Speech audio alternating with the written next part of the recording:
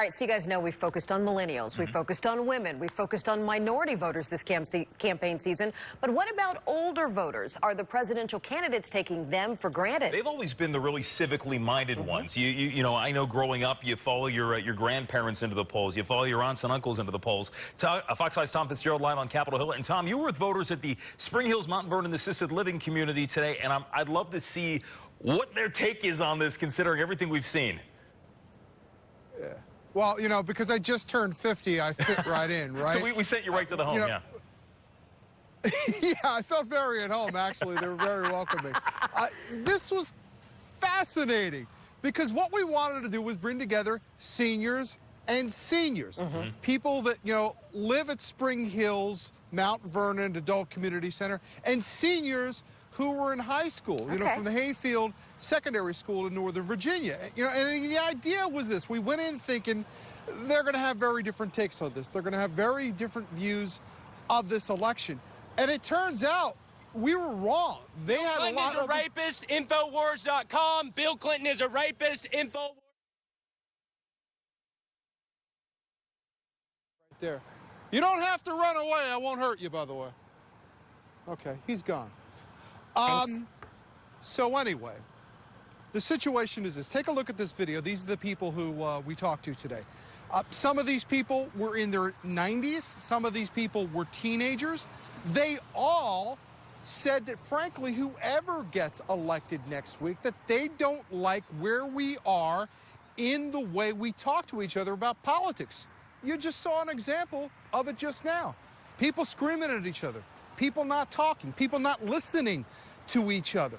The bottom line is this. They said whoever gets inaugurated here in January, both these teenagers and these senior citizens say they don't like where we are. We have to change this. And here's a little bit of the conversation and how it went down. You can look at a little bit of it yourself.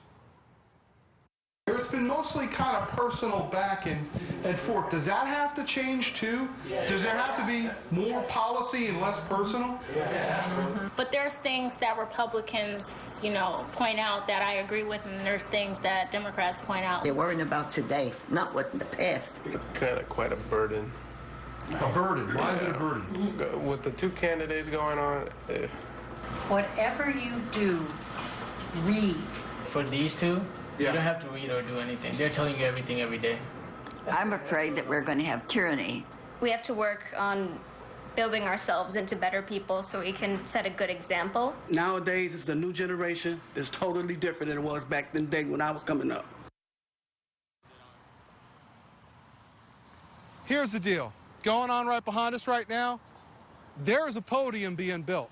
It's going to be under construction for the next 2 months. Somebody is going to stand on that podium. And when you talk to these senior citizens today, you talk to these young people, they have one common shared concern, and that's that they're concerned about this country. Not just what happens on Tuesday, not just what happens on January 20th, but long haul. How do we change how we talk to each other? How do we change how we have this political discourse with each other? How do we make ourselves better when we start going back and forth about this campaign, about this election, and about our politics? Two things. Very interesting. Two things that struck me as very pertinent there. One young woman, I'm going to say young and younger woman. One young woman saying, you guys got to read. You kids have to read. That's important. Get the information on your own. And then the younger woman who said, I agree with the Democrats sometimes. I agree with the Republicans sometimes. That's okay. That's compromise. And we're conditioning kids to think that that's a bad thing in our political discourse. I wish, you know, the folks behind you, Tom, on Capitol Hill were listening to what some of those kids said, you know, so we can get some of the stuff through Congress that's been sitting for a long time. I guess that means Fitz is gone because we don't see him anymore. He's making friends out there. Yeah, we saw that earlier.